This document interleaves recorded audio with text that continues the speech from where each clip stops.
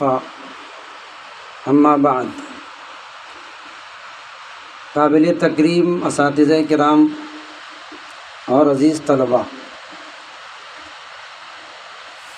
آج ہم لوگ اپنے قومی دن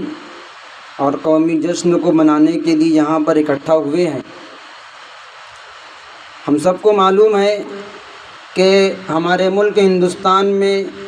2 دن قومی جشن اور قومی دن کی حیثیت سے منایا جاتا ہے، 15 اگست اور 26 جنوری۔ یہ دن ہندوستان میں بسنے والے تمام ہی باشندوں کے لیے اور تمام ہی دیش واسیوں کے لیے بڑا ہی قابل مبارکباد ہے، خوشی اور مسرت کا دن ہے کہ اس دن ہمارے ملک کا دستور، ہمارے ملک کا آئین، اس کا نفاذ عمل میں آیا اور یہ بات طے پائی کہ یہ ملک ہندوستان جمہوری ہوگا، سیکولر ہوگا۔ عزیز طلباء، جمہوریت کا یہ لفظ اپنے عربی ماخذ الجمہور کا مفہوم اور معنی ادا کرتا ہے، جس کے معنی ہوتے ہیں اپنے ماحول سے بالاتر یا اکثریت، اور اسی معنی کے لحاظ سے جمہوریت کا مطلب بیان کیا جاتا ہے کہ اکثریت کی مرضی کی حکومت، کہ اکثر لوگ جس حکومت کو منتخب کریں اس کی حکومت ہوگی۔ اور یہ جمہوریت کا لفظ دراصل ایک انگریزی لفظ ڈیموکریسی کا متبادل ہے اور اس کے متبادل کے طور پر استعمال ہوتا ہے، جس کا سادہ اور آسان مفہوم ہوتا ہے عوام کی طاقت، عوام کی اقتدار، ایسا نظام حکومت جس کے اقتدار کی باغڈور یہ عوام کے ہاتھ میں ہو، صرف کسی ایک فرد یا چند لوگوں کے ہاتھ میں نہ ہو۔ اور اسی لحاظ سے جمہوریت کا عوام کے اندر جو مفہوم اور معنی اور اس کی تعریف مشہور ہے کہ عوام کی ایسی حکومت جو عوام کے لیے بنائی جائے، عوام کے ذریعے بنائی جائے۔ آزادی کے تقریباً 2.5 سال کے بعد 1950 26 جنوری کو آئین ہند کا نفاذ عمل میں آیا، اور جب سے آج تک تقریباً 70-72 سال ہو گئے، ہر سال 26 جنوری کو یہ دن منایا جاتا ہے۔ اس لحاظ سے یہ دن پورے ہندوستان کے لیے ایک تاریخی دن ہے، اور آبادی کے لحاظ سے ہندوستان دنیا کی سب سے بڑی پارلیمانی غیر مذہبی جمہوریت ہے، اور اس دستور کی کچھ خصوصیات ہیں۔ ہمارا دستور ہند ہندوستان کی عوام کو اپنی حکومت منتخب کرنے کے لیے خود مختار بناتا ہے، ہندوستان کی عوام کو سرچشمہ اقتدار اور خود اختیار مانا ہے۔ دستور نے پارلیمانی طرز کی حکومت کے سامنے اپنے کابینہ کو اپنے قوانین، فیصلے، پالیسی کے لیے جواب دہ بنایا ہے، اور ملک کے تمام باشندوں کو مشترکہ جمہوریت میں پرو دیا گیا، اور خاص طور سے اس میں مذہب کی اہمیت کا بھی اعتراف کیا گیا ہے۔ ہر مذہب اہمیت کا حامل ہے، اور حکومت کا اپنا کوئی مذہب نہیں ہوگا، ملک مذہب کی بنیاد پر حکومت نہیں کرے گا۔ اسی وجہ سے دستور کی 42ویں ترمیم میں اس کو سیکولر اسٹیٹ کہا گیا ہے کہ ہر مذہب کا احترام کیا جائے گا، ہر مذہب کی مقدس شخصیات کا احترام کیا جائے گا، اور مذہب اور ملت کی بنیاد پر کسی کے ساتھ کوئی امتیازی سلوک نہیں کیا جائے گا۔ آئین کے روح سے ہر شہری برابر قانون کی نگاہ میں برابر ہوگا، ہر ایک کو آزادی خیال، آزادی رائے، آزادی مذہب حاصل ہوگا، اور کسی شہری کو صرف اس کے مذہب اور ملت، رنگ اور نسل کی بنیاد پر شہریت سے محروم نہیں کیا جا سکتا۔ یہ تمام باتیں دستور کے اندر شامل ہیں۔ دستور ہند نے خاص طور سے اقلیتوں کو بھی ان کے حقوق دیے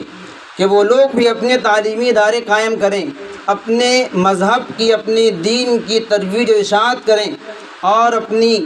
منقولہ اور غیر منقولہ جائیداد کی اس کا انتظام کریں، اور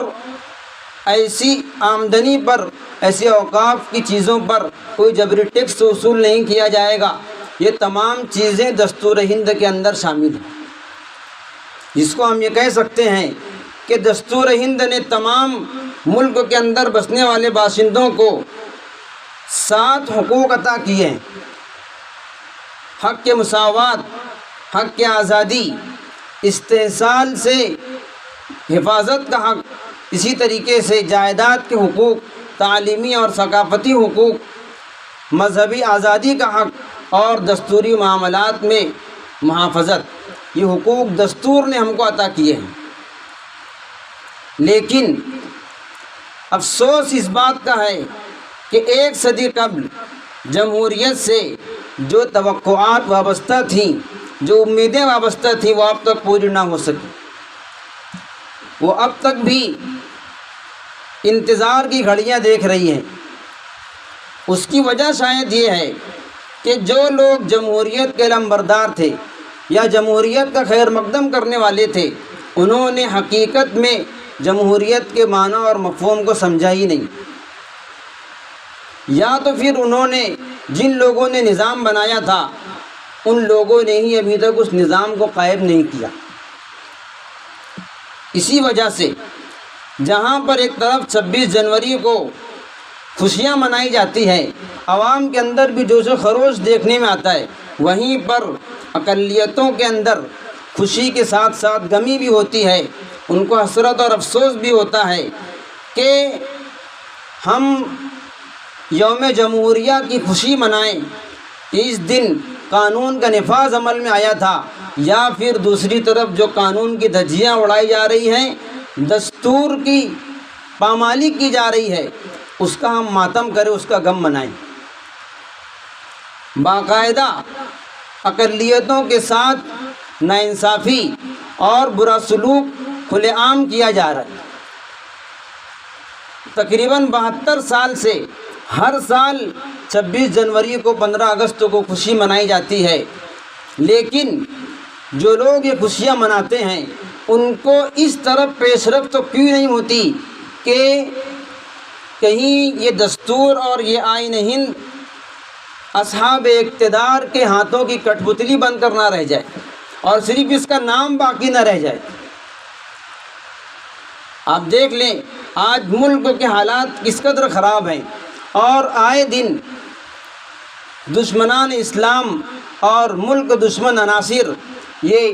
ہندوستان جیسے عظیم جمہوری ملک کو ہندو راشٹر میں تبدیل کرنے کی کوششیں کر رہے ہیں، اور ان کی کوششیں تیز تر ہوتی جا رہی ہیں۔ اور ملک دشمن عناصر یہ اقلیتوں کے خلاف نہ صرف یہ کہ عرصہ حیات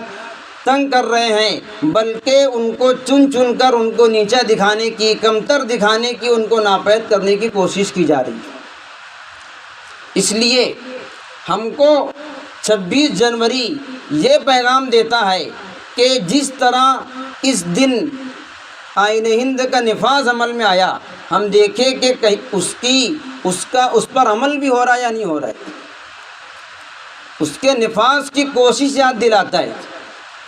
لیکن جمہوریت کا نعرہ ایک سیاسی ضرورت ضرور ہے، لیکن یہ ہمارے خمیر اور خون کے اندر نہیں ہے۔ اس لیے قانون کے نفاذ کے ساتھ ساتھ قانون پر عمل بھی ہو، اور ہندوستان جیسا جمہوری ملک ایک مثالی جمہوری ملک بنے، اس کی مثبت فکر کے ساتھ ساتھ اس کی کوشش بھی ہو، اور ہمارے دل میں قانون کی بالادستی، اس کا احترام ضرور ہے، لیکن جب تک اس کے نفاذ کے ساتھ ساتھ اس پر عمل کی کوشش نہیں کی جائے گی، تب تک کہ جمہوریت پسندی کا دعویٰ فقط ایک دعویٰ اور نعرہ ہوگا، اور یہ محض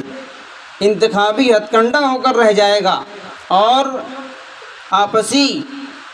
ہم آہنگی کی جو فضا کا تصور ہے وہ ایک خواب رہ جائے گا، اور تعصب اور فرقہ واریت یا اقلیتوں کا خون چوستے رہے گی۔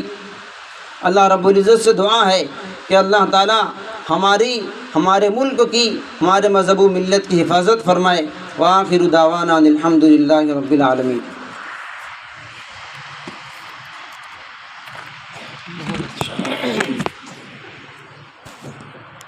ماشاء اللہ، مفتی صاحب نے بہت قیمتی باتیں ارشاد فرمائی۔